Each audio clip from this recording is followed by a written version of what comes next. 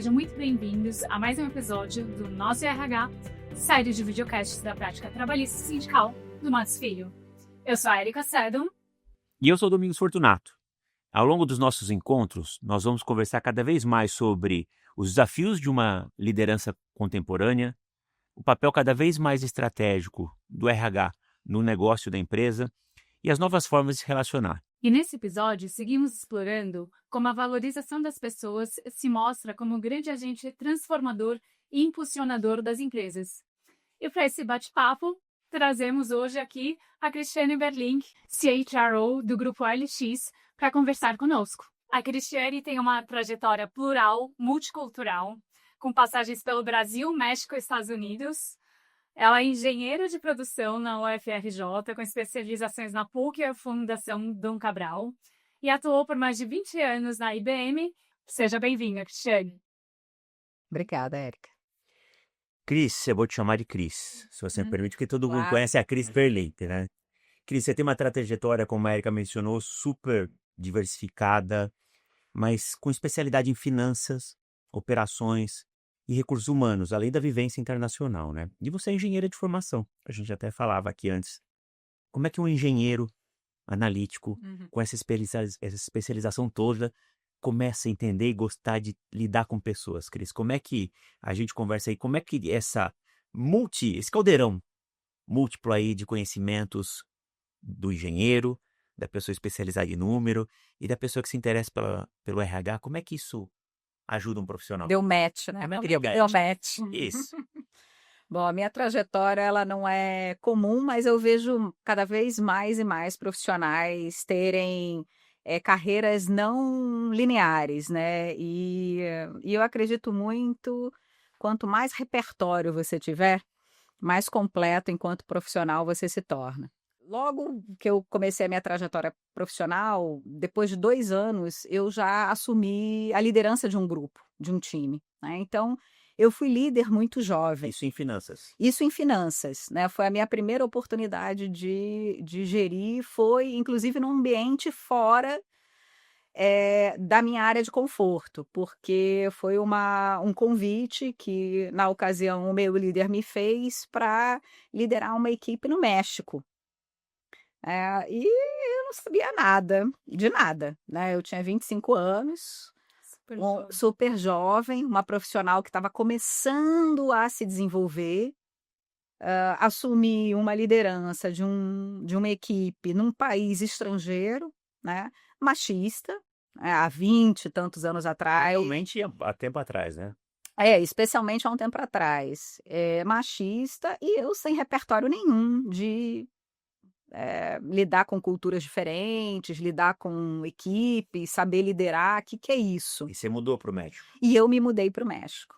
E eu brinco que foi uma das minhas maiores experiências profissionais. Foi a mais difícil também. Foi a mais difícil. Né? Mais difícil porque eu acho que eu não tinha toda a caixinha de ferramentas que eu precisava ter para assumir aquela posição. Mas, ao mesmo tempo, eu tinha muita vontade de fazer dar certo. Então, eu realmente insisti de que seria um projeto que eu faria dar certo. Mas antes, quanto tempo você ficou no México? Era para ser um projeto de 6 meses, acabei ficando 3 anos. 3 anos. Então, foi um projeto que acabou sendo bem sucedido, né? E que eu fiz uma transformação bastante grande da equipe, da cultura, dos processos, da organização que eu estava. Então, foi uma aprendizagem gigante para mim. Você com 25 anos, recém-formada, com todas as angústias, e aqui a gente fala para profissionais de todos os tipos, né? Nosso público, nossa audiência, principalmente, são profissionais de RH, e eu acredito que a gente esteja falando bastante jovens hoje. Você teve questão geracional? Você foi discutir? Você foi questionada pela falta de idade, Cris? Fui. E sabe que o meu onboarding foi muito inusitado, né? Porque a pessoa que me designou para essa posição não era o presidente da IDM do México na ocasião, né? E o presidente, na verdade, ele não acreditava de que eu seria a melhor escolha para aquela posição. Né? Então, no meu onboarding, quando eu cheguei lá no México, a primeira coisa que ele fez foi fazer questão de me contar isso. Já deu um cartão de visita. Ele já deu o cartão de visita, né? E na fala dele, né, muito estava essa questão geracional. Olha, eu realmente não acredito que uma moça de 25 anos, né, brasileira, então tinha uma questão geracional, de idade, tinha uma questão de cultura brasileira, e tinha uma questão também de até maturidade profissional, né? Será que você vai dar conta do desafio que está posto? Então, o cartão de visita foi justamente esse, Domingos. Aí eu falei, é agora que eu tenho que dar certo Muito aqui. gusto, e tá aqui, ó. Muito gusto, pero no. Que fantástico. Aí você transicionou. E aí, eu depois dessa experiência no México, quando eu voltei, aí já voltei para a área de negócios. E, obviamente, com uma bagagem completamente diferente da que eu fui. Né? Com muito mais história para contar e perrengues vividos. Né? Eu também acredito nisso, a gente só desenvolve realmente as nossas competências quando a gente dá aquele stretch, né, de um pouco além daquilo que você está acostumado a fazer. Né? Se está muito fácil para você fazer aquele projeto, desenvolver algo, né, solucionar algum problema, é porque você não está se desenvolvendo mais. Né? Então, aí eu achei que era hora de eu migrar. Eu sempre fui uma pessoa muito conectada com a área de negócios, aí migrei. E aí foi maravilhoso, porque eu sentei em diversos chapéus dentro da IBM. Né? Em chapéu de negócio, de infraestrutura, de outsourcing, que tinha muita gente. Então, aí aprender a lidar com alocações de pessoas, gestão de pessoas, numa escala muito grande, né, para vários projetos. Atuei na área de negócio para estruturar toda a parte de go-to-market de vendas, né? Então, muito focado no cliente também, na equipe de vendas. Atuei como especialista em prover soluções de financiamento. O meu background financeiro me ajudou a ser especialista também em montar soluções mais específicas para a área de negócio. E, por fim, eu fiz a minha terceira transição. Então, eu planejei e estava tudo moldado para eu sentar numa cadeira que era a cadeira de operações de negócio da IBM do Brasil. Tá? E a Que IBM era negócio puro, era a sequência da sua carreira. era a sequência da minha carreira, né? Era uma posição de executiva, sequência da minha carreira. E eu fiz tudo direitinho para chegar lá. Né? E a IBM, na ocasião, era muito rigorosa nos processos. Né? Então, eu fiz todos os processos, conversa com o presidente, passei por várias entrevistas, aí fazia comitê de pessoas, aquilo tudo tal, passei, legal. Aí recebi o telefonema do presidente falando, olha, Cris, você passou, parabéns. Só que para você assumir essa vaga, a pessoa que hoje está nessa cadeira tem que sair da cadeira, né? Eu falei, justo, faz sentido. Próxima vez que a pessoa sair da cadeira, a cadeira é sua, ok, combinado. E é isso que eu fico grávida. E que a pessoa se movimenta justamente minha primeira licença, no meu primeiro mês de licença maternidade. Aí o presidente me ligou e falou, olha, não vai dar para esperar. Você volta agora, você vai... É uma função muito estratégica, né? É uma posição muito estratégica, não dá para esperar, não posso ficar 6 meses esperando você. Ou você volta agora, a gente espera a próxima rodada. Eu falei, ok, fair enough, entendo. Segue o baile, segue com a sua segunda opção, eu vou ficar na minha licença maternidade, né? Não vou abrir mão disso. E aí, durante a licença maternidade, é que eu tive convite para vir para RH. Né? Depois de eu ter passado por toda o processo seletivo para assumir. Eu falei, bom, vou para RH. Aí, quando vagar a cadeira, depois eu vou, né? Eu já vou ter adquirido outro tipo de repertório, outro tipo de bagagem interessante. Já passou pela empresa Já inteira. passei pela empresa inteira. Vai ser interessante, por que não, né? Quando eu entrei em RH, eu falei, Jesus, a minha cabeça deu um nó, né? Porque eu comecei a aprender uma série de coisas que, para uma engenheira, e mesmo que eu tenha sido líder muito cedo, e eu me considero uma boa líder desde de cedo, eram coisas que eu falava, gente, é isso que faz a diferença no final do dia. Hum.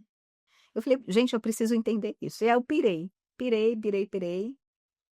E um ano depois, o presidente me ligou, eu falei, olha, a vaga agora tá para você, mas eu falei, agora eu não quero mais. Agora vai ficar comigo. Agora eu quero ficar aqui em RH, porque eu tô adorando. Tem muita coisa que eu preciso descobrir, que eu preciso aprender, que eu preciso estudar e que é o que faz a diferença nas organizações.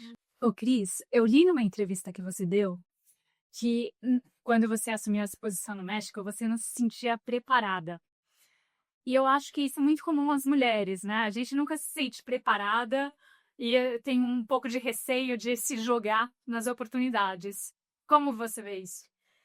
Eu vejo isso como um traço feminino, né? E que eu acho que, por a gente falar mais disso, tem gerado uma consciência maior nas mulheres de se permitir, né? Dar passos em que a nossa perna pode dar, né? De subir degraus que a gente tem capacidade de subir, mas que muitas vezes não vão ser confortáveis, porque não é. Nunca, assim, geralmente não é, nem para o homem é, né? Mas eu acho que a gente gosta de ter tudo mais sob controle, né? E ter uma voz interna de que nos diz sabemos, estamos preparadas, podemos, né? E o que eu costumo dizer é que para a gente realmente aprender, a gente tem que dar um passinho um pouquinho maior do que a nossa perna pode dar. Uhum. Não pode ser muito maior, porque senão gera muita ansiedade, muita frustração, também acho que não é legal, tá? Mas sempre um passinho um pouquinho maior do que a gente pode dar. Isso é que gera aprendizado, isso é que gera mais repertório, isso é que gera novas conexões no cérebro. Então tem aquela frase, né? Vai com medo mesmo, vai com medo mesmo, porque no processo a gente aprende a se conectar com ele e não o paralisar, né? Ir adiante apesar dele, seguir adiante apesar dele. Tem estudo de Harvard, né, que fala que as mulheres, quando elas se candidatam às vagas, se elas não preenchem todos os requisitos, 80% delas nem aplica para a vaga, enquanto os homens vão lá e se jogam, né, na oportunidade. A gente tem que mudar isso, né? Temos que mudar isso. Uhum. Ô, Cris, e sobre liderança de pessoas? Bom, como você bem falou, vai muito além de processos, de métodos, né? Liderar é sempre lidar com emoções, com expectativas, com dinâmicas que muitas vezes não estão no nosso controle, né? A gente nem tem uma percepção clara. Na sua visão, como que a gente equilibra essas decisões estratégicas com os aspectos mais subjetivos das relações humanas?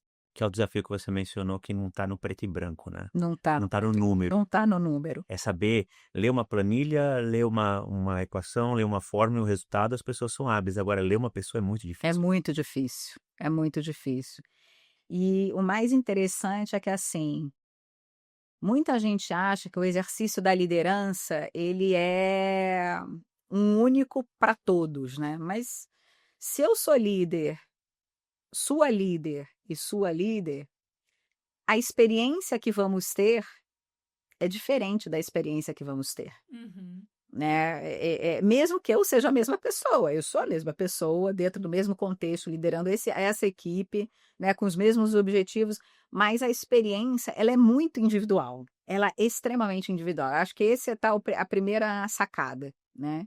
E por quê? Porque tem mil coisas que entram nessa equação, né? Tem desde as preferências a como eu prefiro trabalhar, como eu, enquanto líder, vejo a minha lente em torno do mundo, os meus vieses, aquilo que eu valorizo, aquilo que eu não valorizo, tudo isso entra na equação, né?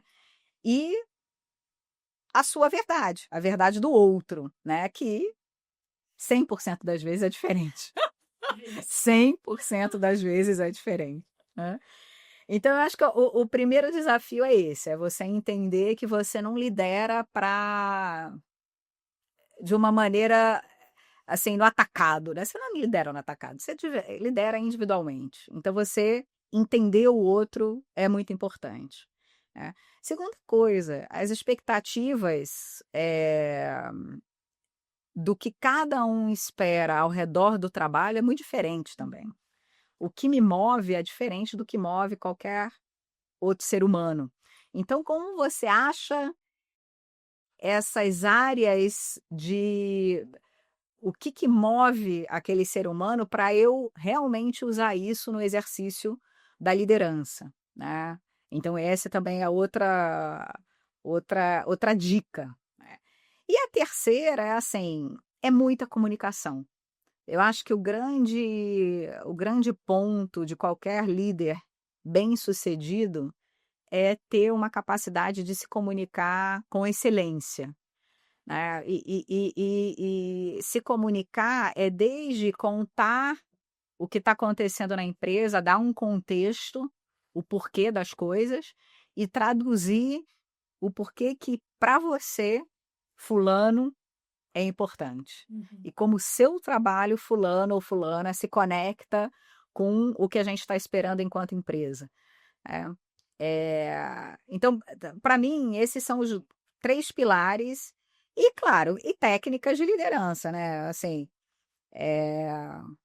feedback absolutamente importante, pode parecer básico, muito basiquinho, mas, talvez seja uma das coisas que mais funcionem, você receber e você saber dar também, né, porque aí é onde você vai equilibrando a expectativa, né, com a entrega. Uhum. Porque você só ser uma líder que se conecta com os motivadores individuais, que se comunica de uma maneira apropriada, que sabe dar contexto, que conecta com o trabalho, mas se você não der resultado, não adianta também, né?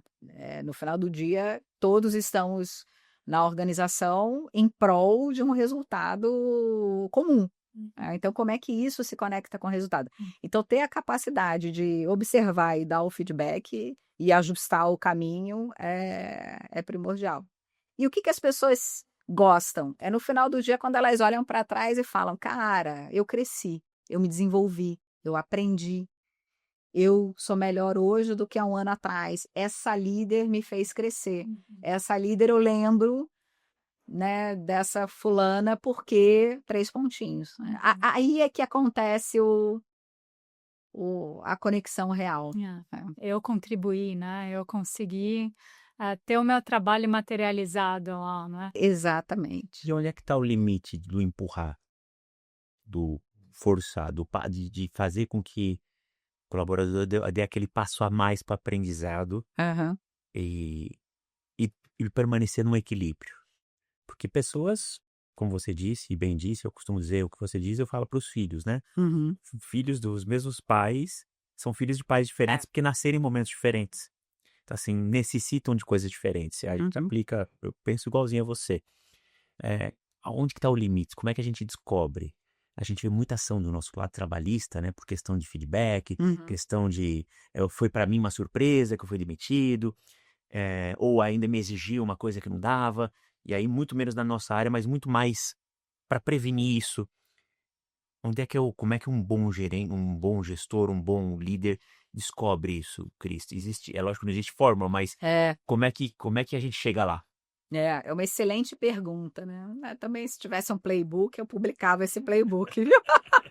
E vendia na hora que quis. Vendia e vendia. Na hora que quis, né, Cris? É.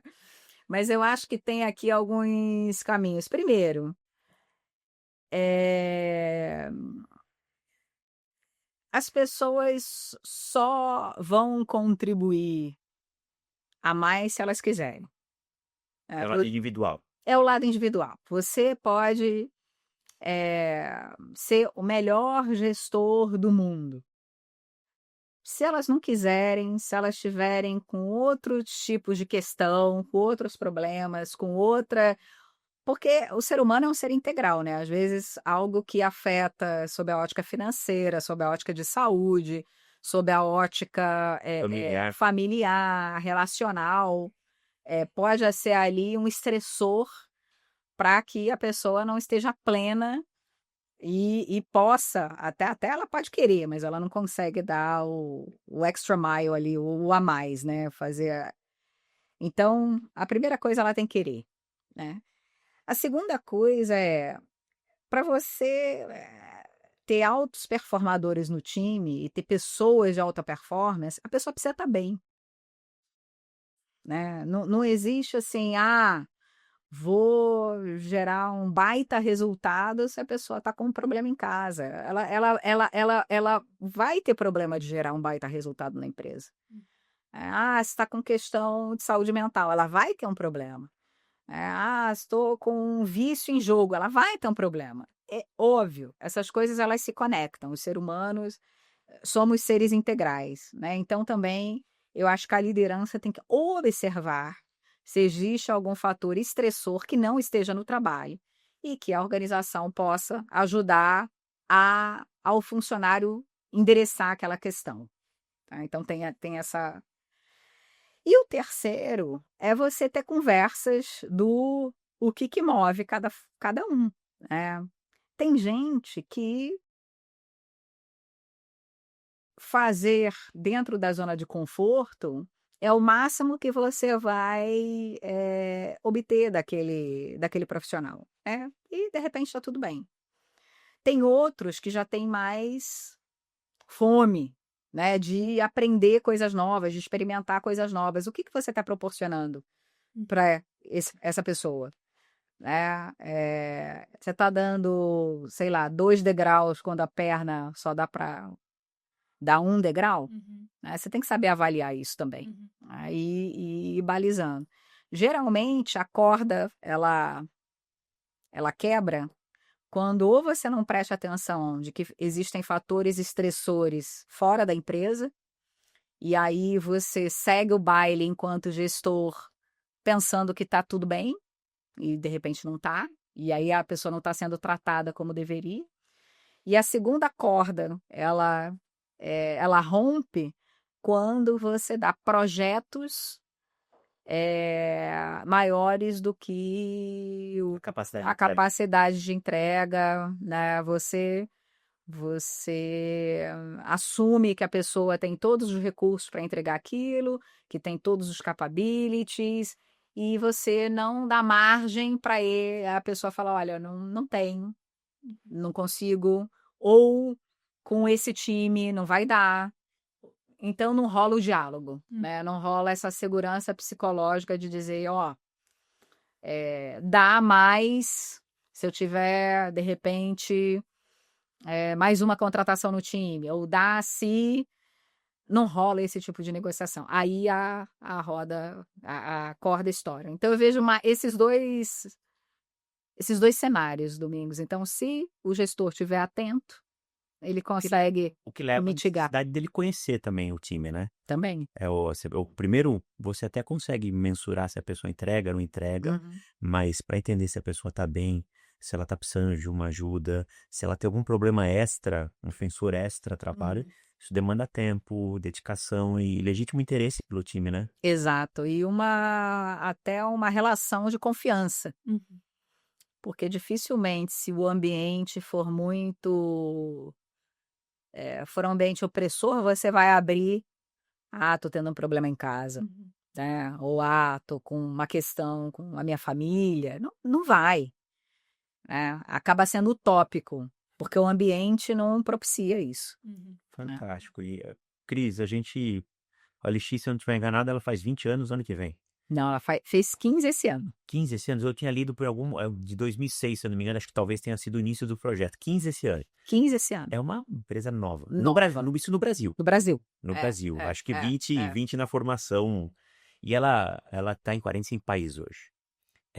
O OLX está em culturas diferentes, Uhum. lidando com pessoas diferentes.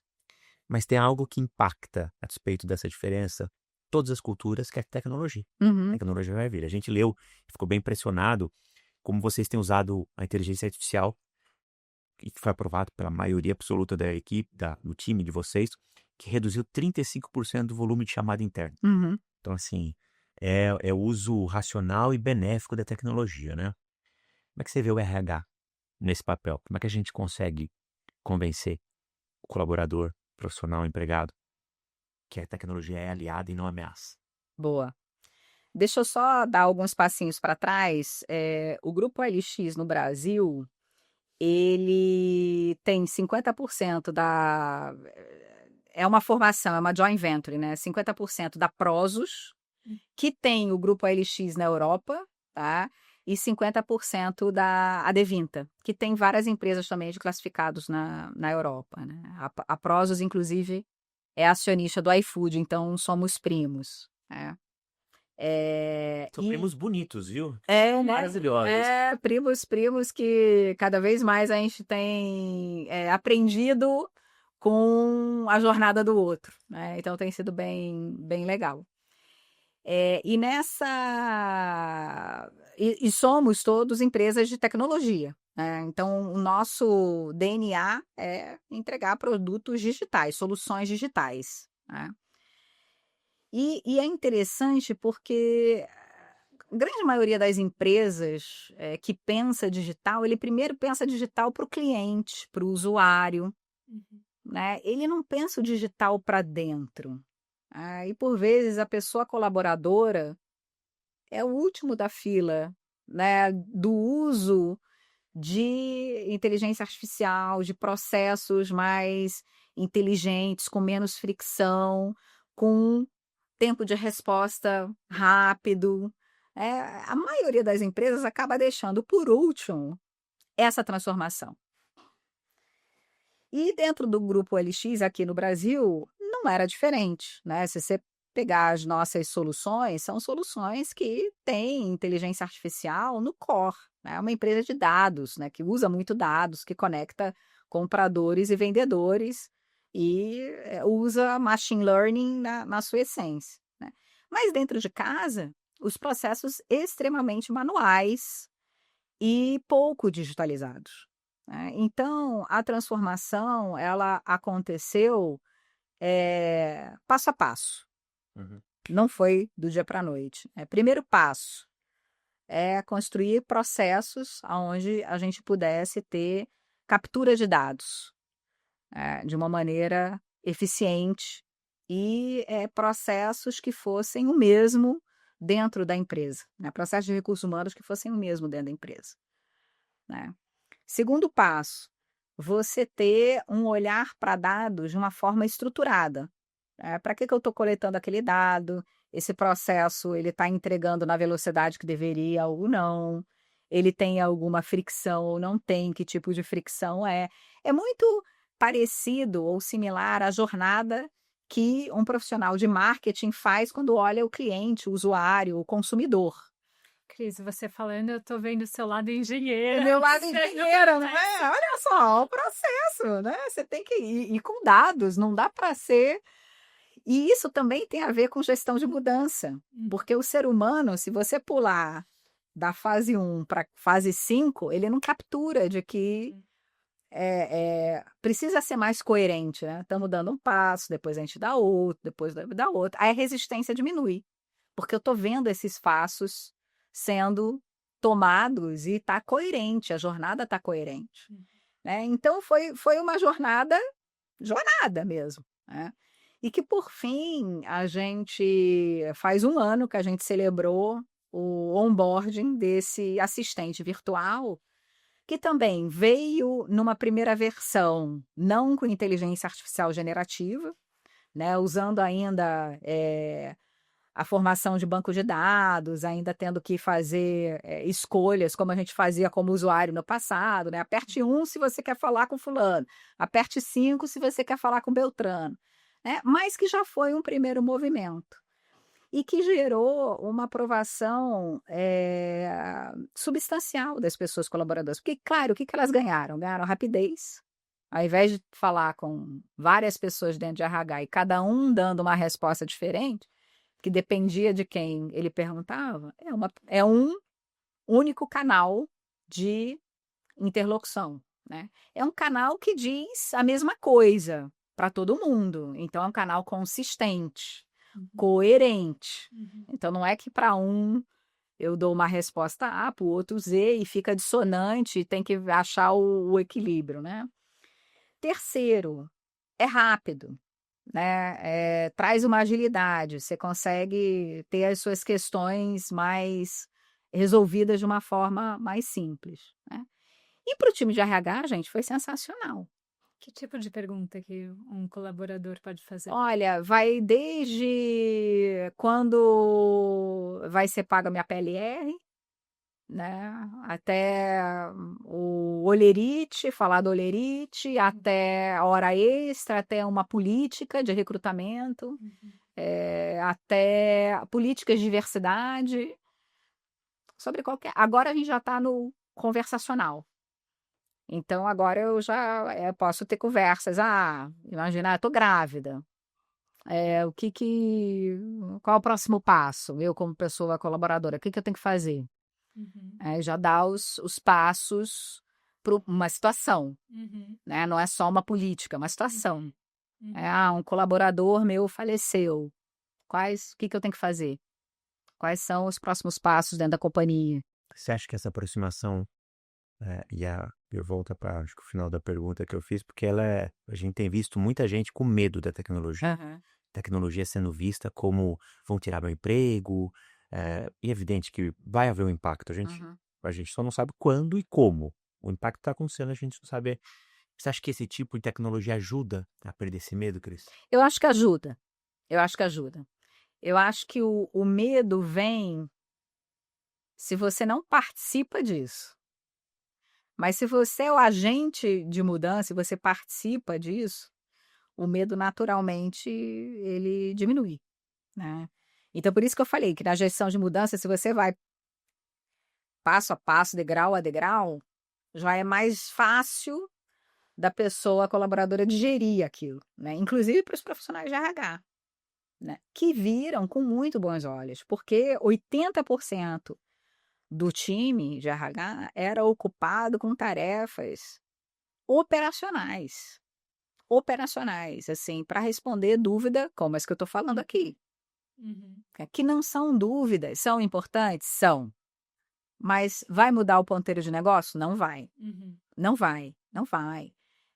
Se o RH investir toda a sua capacidade para ficar respondendo coisas que uma máquina pode responder, ele tem que resolver questões muito mais importantes no sentido que estão no centro da transformação de negócio.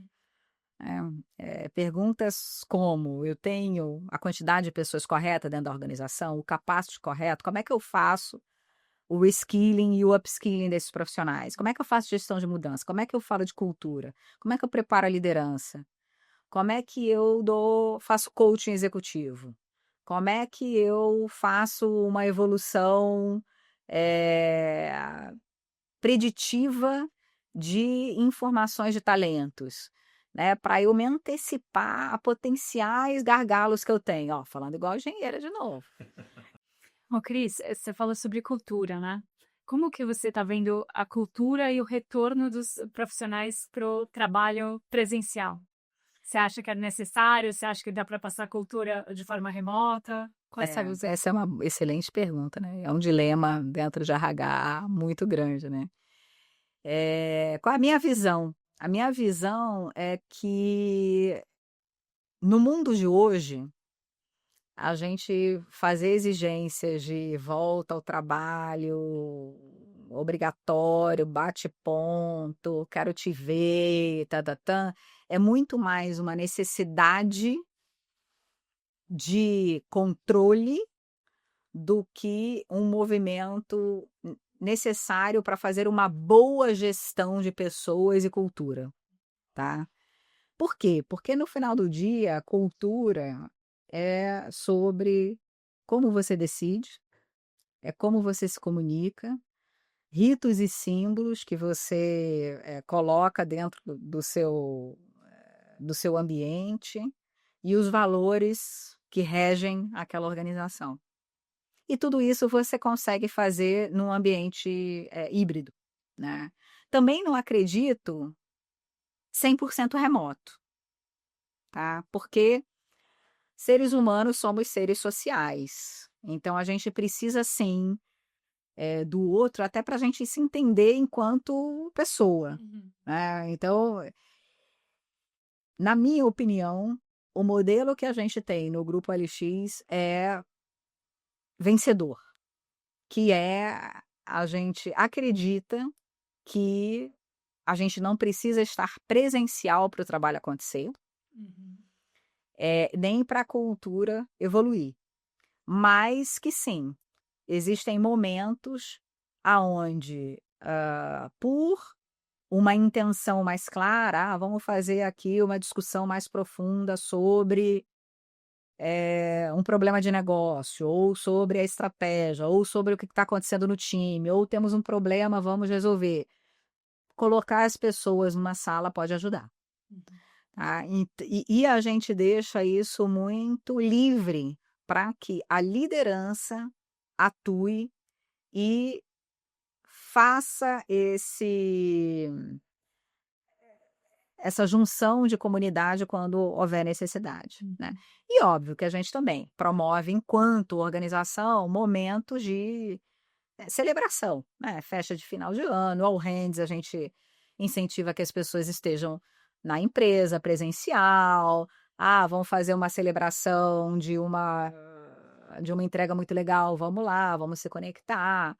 Vamos fazer uma conversa de feedback, de repente a gente tem que conversar presencial. Então, assim,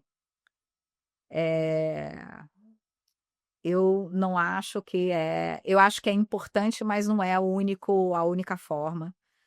Eu acho que a forma como o gestor atua diz muito mais do que símbolos que regem o nosso presencial. Você está numa indústria de tecnologia. Sim. E existe talvez a falsa percepção que na indústria de tecnologia só tenha jovens. É uma indústria que tem os reportes sociais de uma sociedade existente. Nós vamos ter gerações, diversas gerações convivendo, evidentemente, com a entrada de mercado de trabalho dos mais jovens e as posições de liderança. Como é que você tem visto essa questão geracional, Cris? Porque ao ler pesquisas, me parece que o Bernardo, nosso querido Bernardo Marinho, falou conosco recentemente, trouxe um recorte de questão de geração também. Para a população mais velha, me parece, ou mais antiga de empresa, o que mais motivava era um plano de previdência muito sólido, estruturado, plano de saúde. Para o mais novo, o que ele quer é flexibilidade. Como é que isso conversa? Como é que você tem visto conversar no mercado, Cris? Interessante, que, de novo, estou dando contexto aqui de uma empresa que é de tecnologia, que tem uma população diversa, né? Tanto em gênero quanto em geração. Mas a flexibilidade é valor para todas as gerações. Para todas as gerações. E eu, inclusive, acho que os mais jovens, por mais que o valor da flexibilidade seja importante, também tem um tema que é assim, tem muita gente que nunca observou o outro trabalhando para entender como se portar num ambiente de trabalho.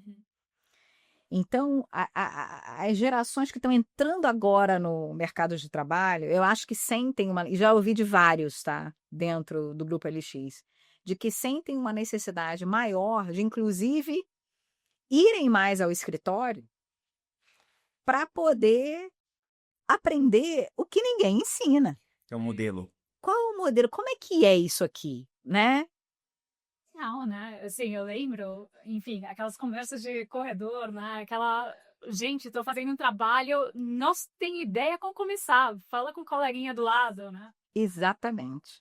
Então, é um pouco ambíguo, mas apesar das gerações mais novas realmente valorizarem muito a flexibilidade e ser um item valorizado por todas as gerações, o que eu vejo é que as gerações mais novas também sentem uma necessidade de aprender mais na prática. E aí o remoto dificulta um pouquinho mais. O gestor tem que ser muito hábil para fazer isso. Não é que seja impossível, mas ele tem que ser muito hábil, Uhum. porque ele ainda não aprendeu, ele vai aprender ali, a primeira interação que ele vai ter. Uhum. Então, também como a gente forma essas lideranças para esse trabalho híbrido, é muito importante, é um trabalho muito importante. Porque para quem já está mais tempo, é mais fácil. Para quem está menos tempo no mercado de trabalho, é mais complicado mesmo.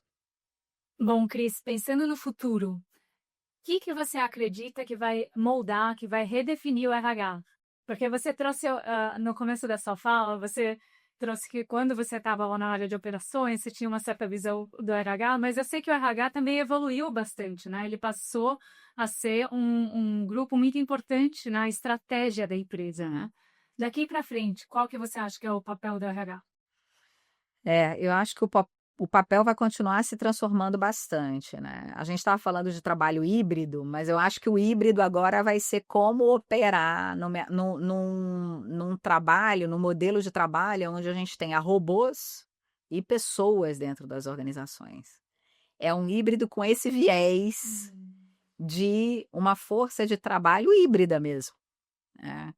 Como é que você vai integrar essas capacidades dentro da sua força de trabalho? E como o profissional vai ter que aprender a lidar com algo que é diferente, é completamente diferente, né? Um colega que é um robô, às vezes é um chefe que, né, ou vai receber um feedback de um robô. Vai mudar, e a gente vai ter que se acostumar com isso, tá? Mas no final, o que eu vejo? Eu acho que nunca, por mais que a gente fale de tecnologia, que a gente fale de avanços nesse sentido, e por mais doido que possa parecer ter uma força de trabalho híbrida, a gente nunca esteve mais no core do ser humano como agora. Que bacana. Né? Por quê? Porque agora a gente tem falado de temas que a gente não era capaz de falar, né? Saúde mental, segurança psicológica, né? De um ambiente de trabalho que seja bacana, né? Que seja para você construir coisas e não para te tirar coisas da vida, né? Então também a gente vive num modelo que é muito legal. Agora, como é que a gente vai colocar tudo isso? É uma missão de RH muito estratégica,